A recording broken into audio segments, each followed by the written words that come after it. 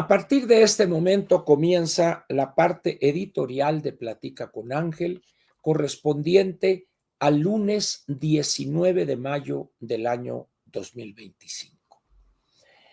El título del editorial es el siguiente: ¿cómo le iría con el embajador de Estados Unidos de América? Repito, ¿cómo le iría con el embajador de Estados Unidos? ¿A quién? Evidentemente a la anticientífica. ¿Y por qué?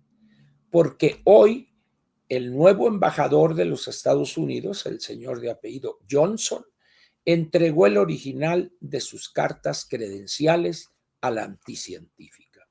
Es una ceremonia solemne, importante, es uno de los, está normado esto en el uso de los símbolos patrios en la ley, donde el presidente de la República debe portar la banda presidencial.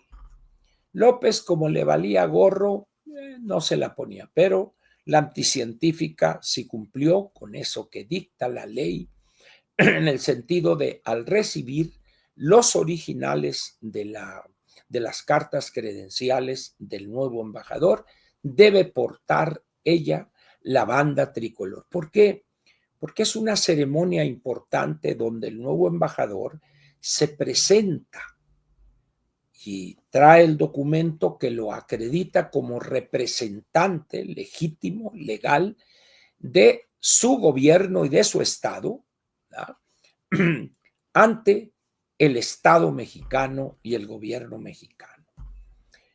Y luego, pues se tiene una plática ahí. Algunas veces es una plática privada, otras veces es semi-privada con 1, 2, 3, 4 integrantes del gabinete, particularmente aquellos relacionados con el tema central de la relación México-Estados Unidos en los tiempos que corren, el problema del combate al crimen organizado. Ya salió la foto donde está mostrando sus cartas credenciales, el original, el embajador Johnson. El ruido mediático que ha generado primero la designación del señor Johnson es sus antecedentes laborales, vamos a decir. Es una persona, es un militar de formación, es un hombre que llegó a tener un grado, no sé si coronel o alguna cosa así, es decir, no era soldado raso, es una persona con una carrera en el ejército norteamericano, participó también, creo que durante 13 o 14 años, en la central de inteligencia, en la CIA, y algún otro trabajo también relacionado con cuestiones de inteligencia. Fue embajador incluso en Honduras, tengo entendido. Entonces, es una persona que en el ámbito de la seguridad, en el ámbito del combate y del conocimiento al crimen organizado y de la diplomacia, tiene experiencia.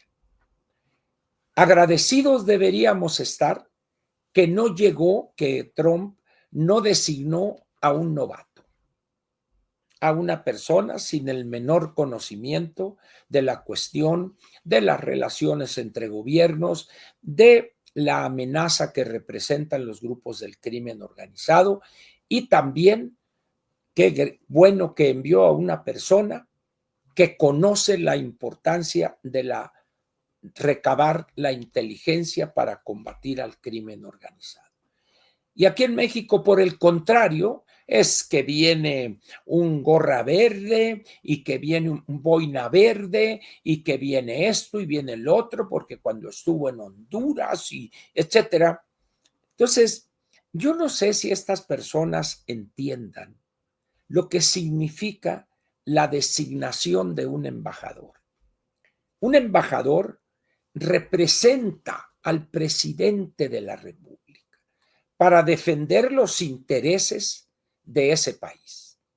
Pero hay una total soberanía para designar y se sujeta el presidente a la aprobación del Senado de su país.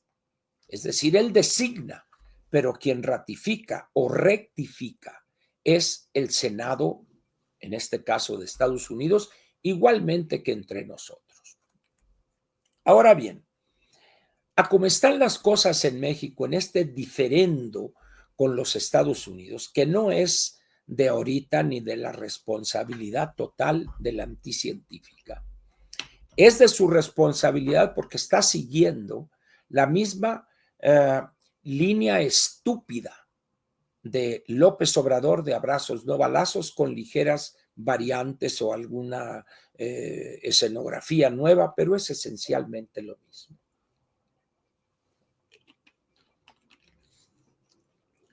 El centro de la disputa que existe entre nuestros gobiernos hoy es la actuación o la conducta de nuestro gobierno, encabezado por la anticientífica, para combatir no solo a los identificados cabecillas de los grupos del crimen organizado y sus integrantes, sus sicarios, sus estos o los otros, ¿verdad? O su tropa, sino también el combate en esa intolerable colaboración, lo dijo un escrito del presidente Trump mismo, entre funcionarios de muy alto nivel de Morena, incrustados y designados por esta presidente en su gabinete, y no se diga de un buen número de gobernadores y políticos.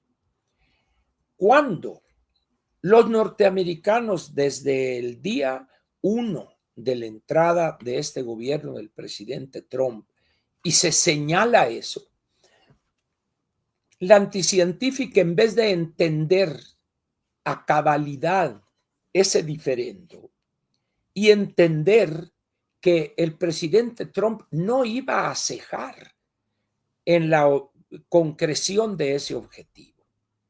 Quizá las personas que puso en relaciones este señor psiquiatra y el otro Lord Cacahuates, que está en Washington, creo, o aquí, pero allá, etcétera, y que no le digan, señora, lo que está haciendo usted está mal. El centro del diferendo es esto. Tenemos que enfrentar esa realidad. ¿Por qué? Porque hay muchos políticos de Morena que están coludidos con el crimen organizado, sea en el tráfico de estupefacientes, fabricación de estas drogas sintéticas, la introducción de combustible al país sin pagar los impuestos correspondientes, etcétera, etcétera. Pero nadie se atreve a decírselo y ella, por el temor que tiene, en el sentido que los duros que incrustó en su gobierno López Obrador, le causan un problema que quizá la orillaría en un caso extremo a tirar el arpa y decir ahí les dejo el gallo muerto, acábenlo de pelar. Entonces ha preferido acobardarse, hacer como que hace y pretender hacernos creer sus mentiras para que las aceptemos como verdades casi axiomáticas. Sin embargo, las cosas han rebasado todo el nivel de prudencia, de tal manera que hoy ya decir un narcogobierno en México es prácticamente repetir una verdad de perogrullo.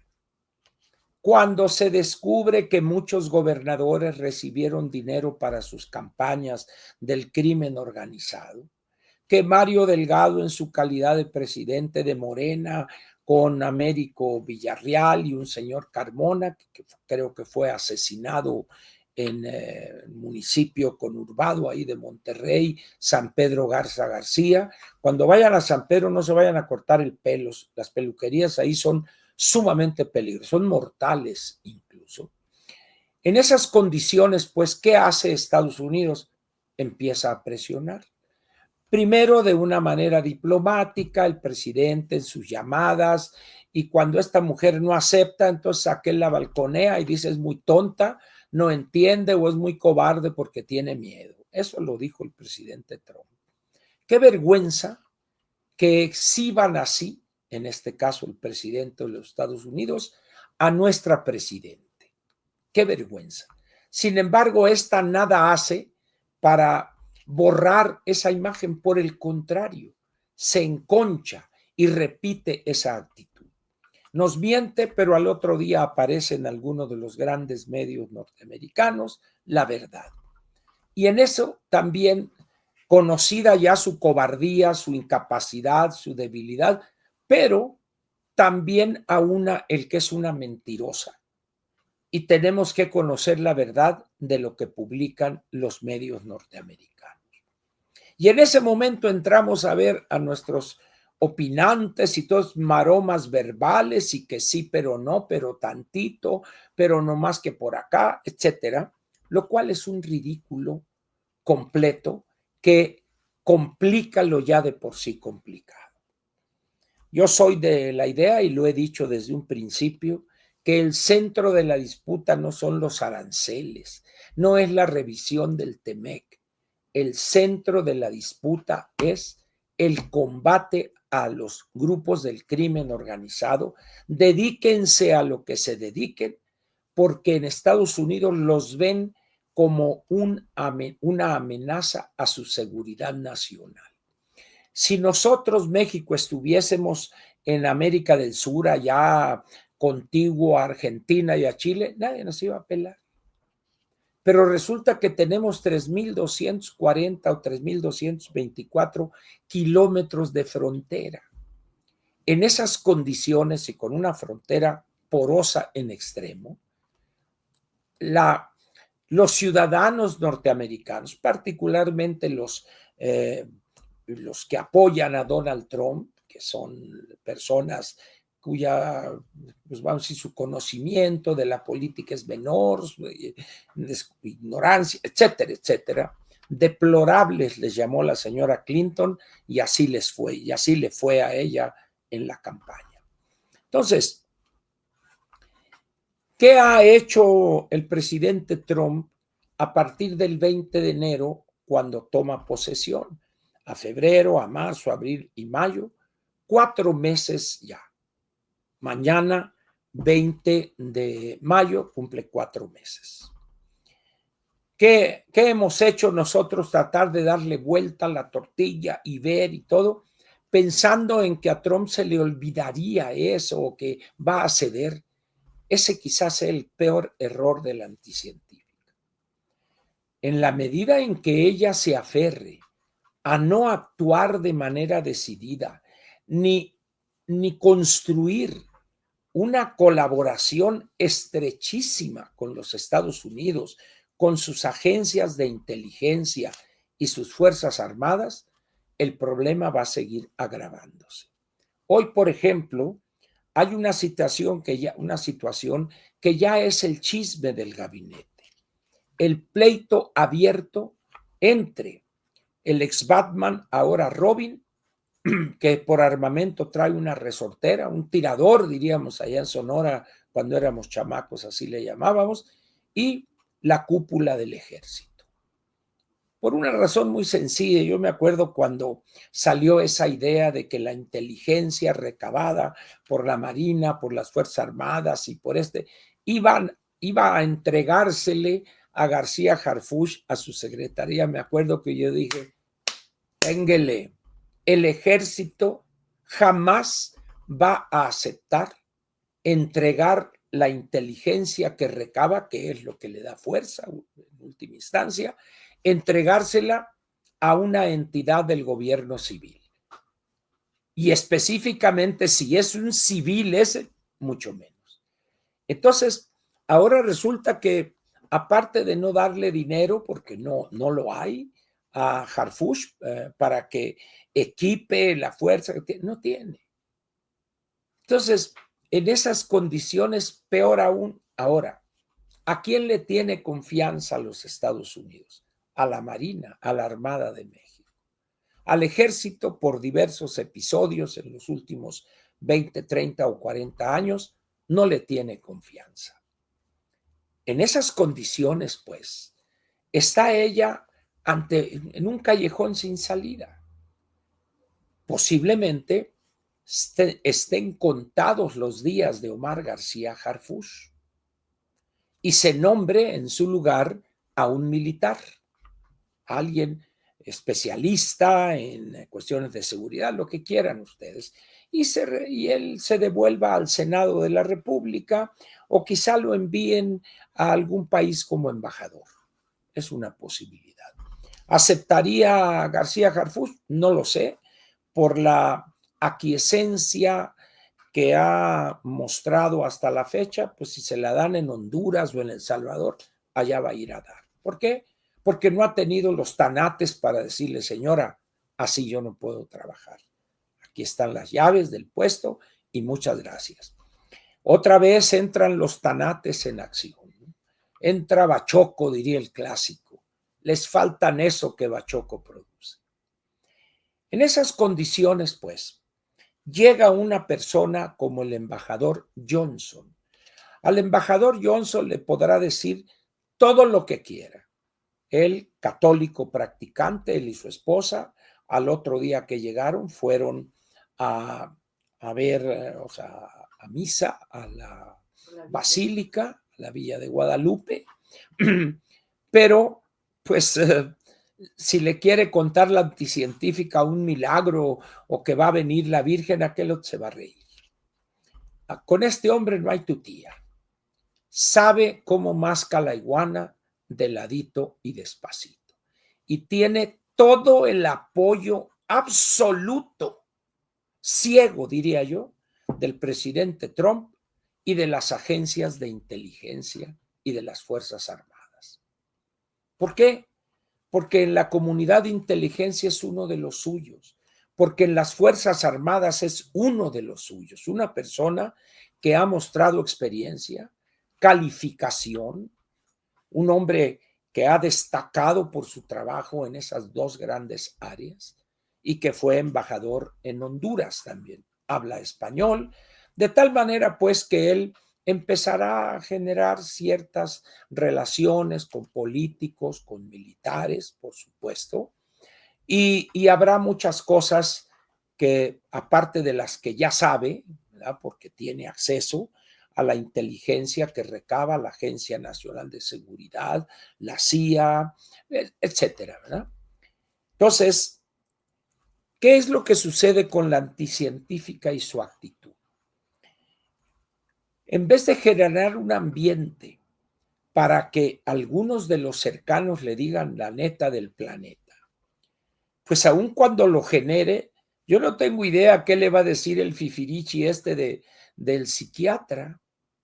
Es un hombre tan acostumbrado a esta cosa del político arribista que llega a Palacio Nacional hoy, tipo acá bajándose del camionetón, y lleva a un asistente o lo que sea, cargándole el portafolio o una bolsa, y él acá muy orondo para la foto, ¿no? Tirando rostro. Digo, tan huevón es usted, señor secretario, que no es capaz de llevar su maletín ahí, ¿sí? Así es. Sí, eres un fifiriche, pues se siente acá soñado, diría el clásico. Y luego la secretaria de Gobernación, pobrecita, mi vida, diríamos. No, la señora es especialista en la elaboración de teleras con huevo con jamón. Eso es todo, esa es su gran experiencia. La vi ahora en unas fotos allá en el Vaticano y dice, Dios mío, pero ¿quién es tan malvado de enviarla allá? No, dice, pero en fin, así es esto del abarrote, pues. Resumiendo este tema, aquí habría dos preguntas que hacer. ¿Ya quedó claro cuál es el centro de la diferencia para la anticientífica?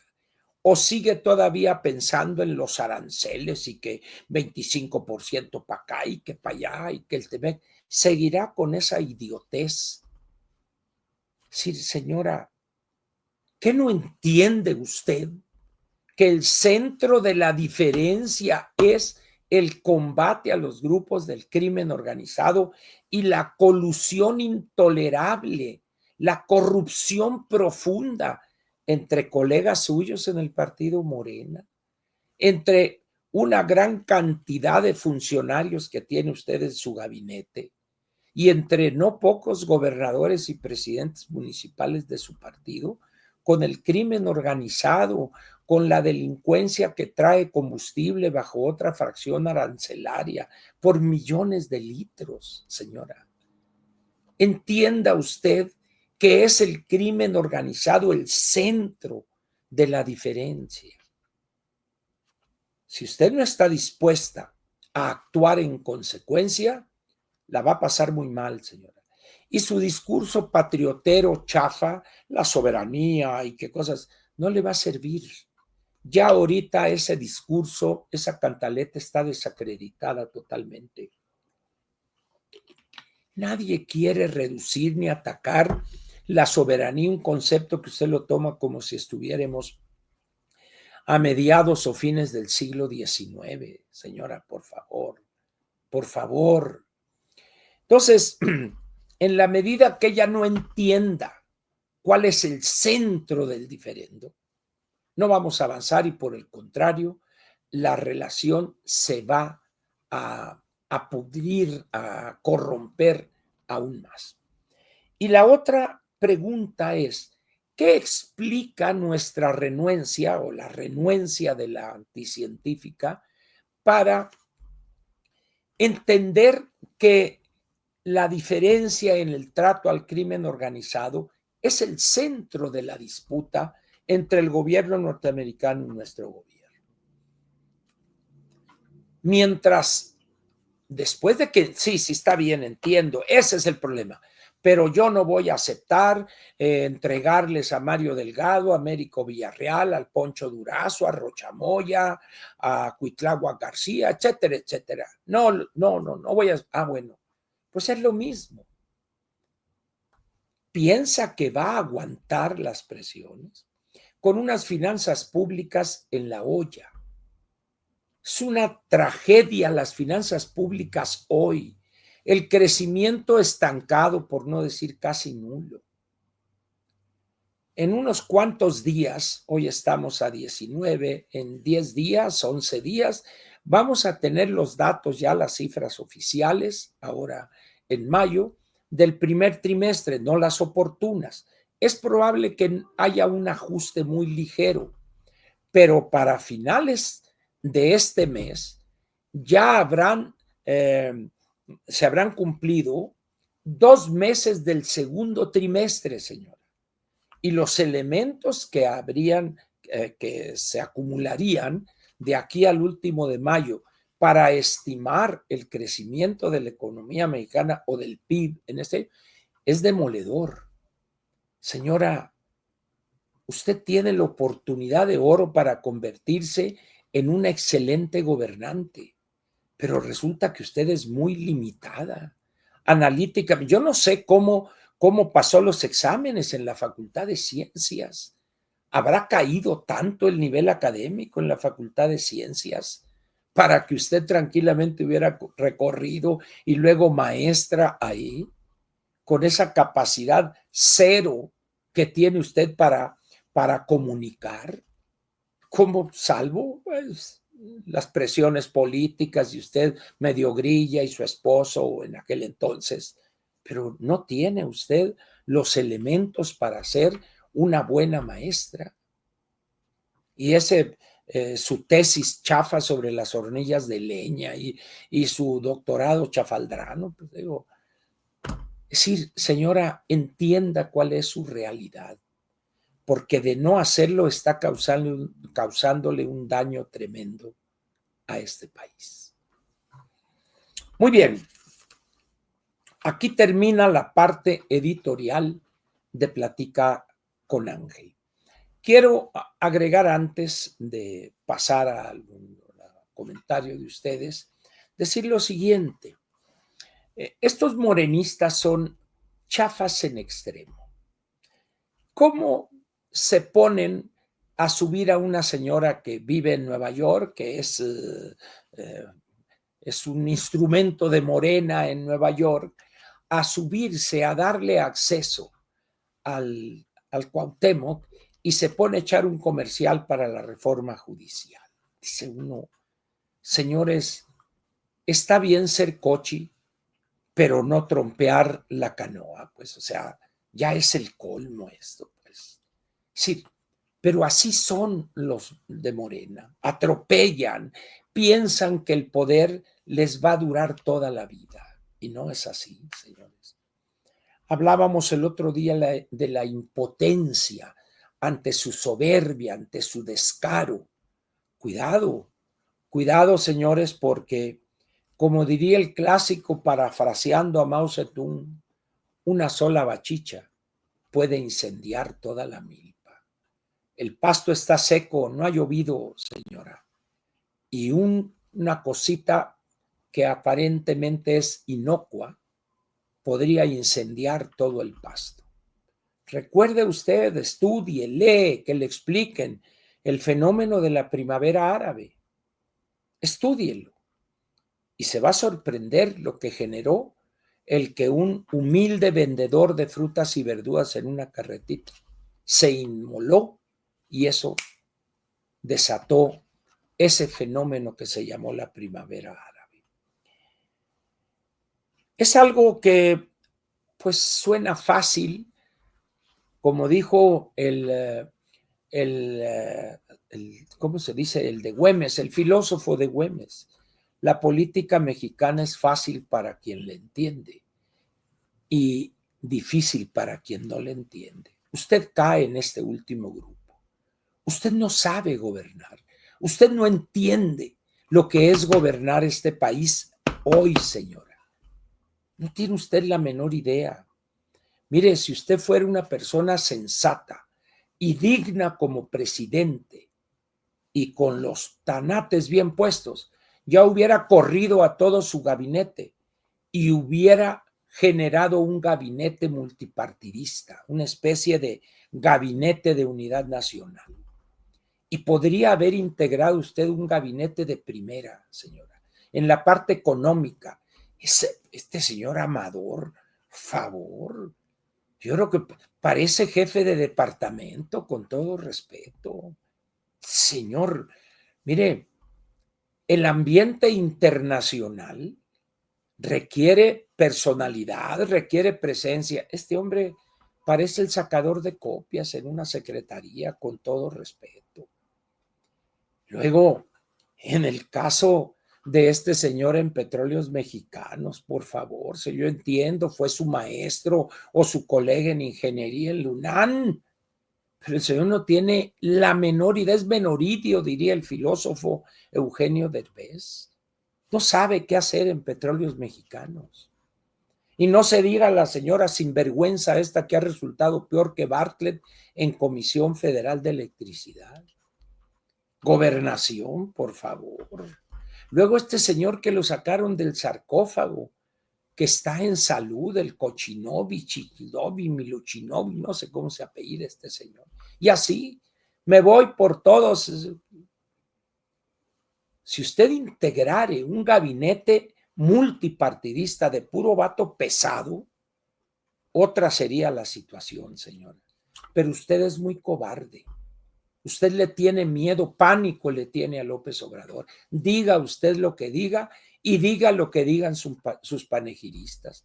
¿Cómo es posible que conserve cerca de usted a ese hombre pervertido de Ramírez Cuevas?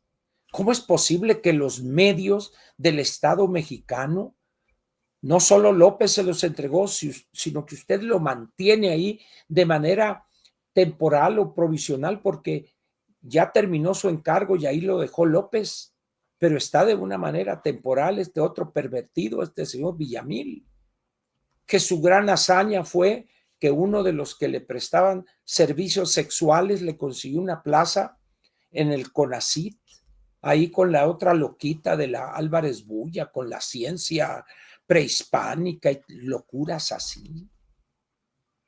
A Mario Delgado en educación, ¿en cabeza de quién cabe, señora?